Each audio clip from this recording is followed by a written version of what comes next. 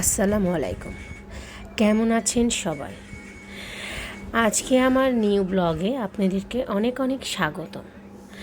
তো আজকে আমি দুপুরবেলা ঠিক করলাম করলা ভাজি করব। তো যেহেতু আমাদের বাসায় করলা শুধুমাত্র আমি, আমার শ্বশুর শাশুড়ি এই তিনজনই খেয়ে থাকি, আর বাকিরা এই করলাটা খেতে চায় না।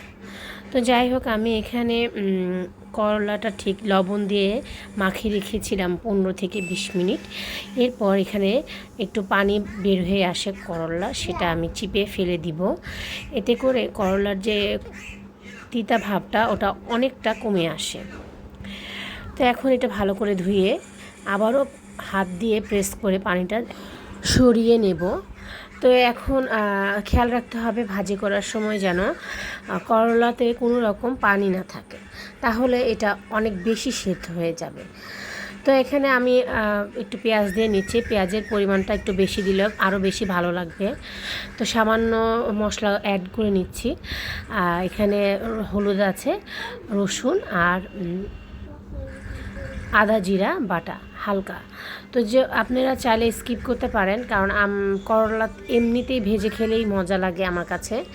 তো আমরা এখানে কোনো ঝাল দিব না, যেহেতু আমার শ্বশুর খাবেন, উনি ঝাল খেতে পারেন না। এখন আমি করলাটা দিয়ে দিচ্ছি, কিন্তু পেঁয়াজটা অনেক বেশি ভাজিনি, হালকা ভেজেই আমি করলাটা দিয়ে দিচ্ছি।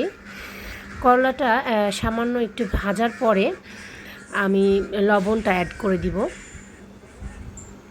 আর করলা আমি সবসময় ঢাকনা ছাড়া খোলা ভাজি, যাতে করে এটার ভাজা একটা ভাব থাকে। খুললে ঢেকে দিলে এটা বেশি সিদ্ধ হয়ে যায়।